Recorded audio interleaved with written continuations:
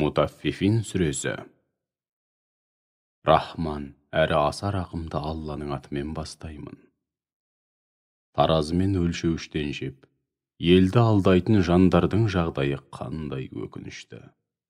Олар өздері бір нәрсе сатып алғанда, өзге ел жұрттың зиянына таразыны, өлшеуішті лыға толтырып, артығымен өлшейді. Ал өздері бір нәрсе сататын болса, басқалар үшін өлшеп тартқанда, керісінше кемітіп өлшейді және кемітіп тартады. Сонда олар өлгеннен кейін қайтадан тірілетінін ойламай ма? Ұлы күн үшін қайта тірілетініне сенбей ме?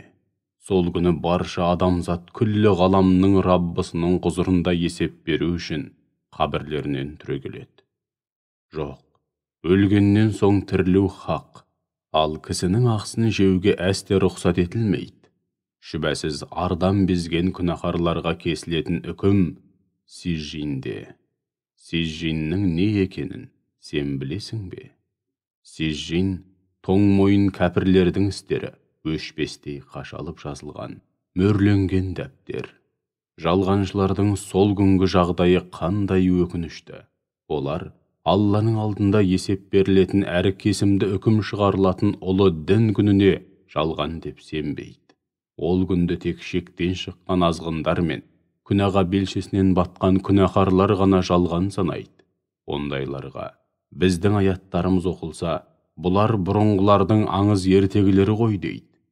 Жоқ, әсте олай емес.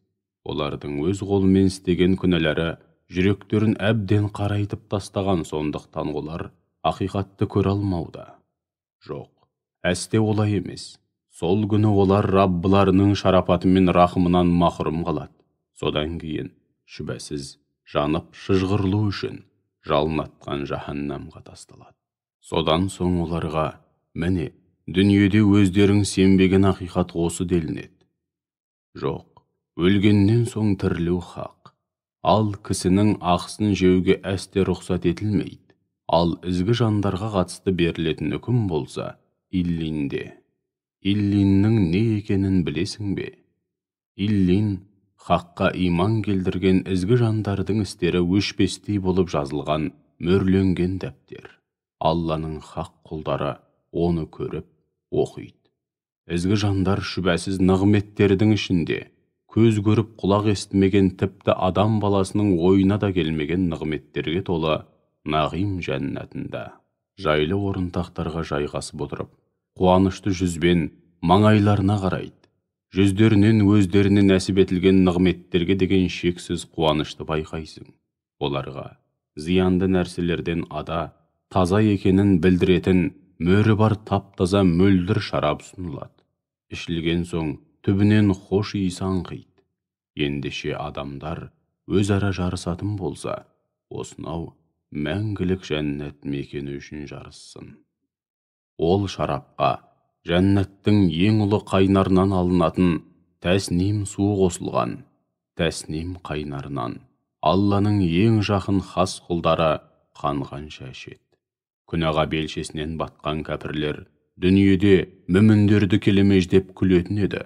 Олардың қасынан өткенде бір-біріне ишара жасап, ымдап, оларды келемеждеп кемістетін еді. Үйлеріне қайтқанда сол істеріне мәз болып масаттанатын. Оларды көргендерінде мыналар шынымен адасқандар деп жазғыратын. Әйтсе де олар мүміндерге қатысты үкім беретіндей, олардың үстінен бақылаушы болып тағайындалмаған еді. Ал енді міне, Алланың алдында есеп беретін бұл күні мүміндер кәпірлерге күледі. Жайлы орынтақтарға жайғасып, кәпірлердің жаһаннамда қалай азап шеккеніне қарап отырады. Қалай? Кәпірлер дүниедегі істерінің қарымтасын толық алды ма?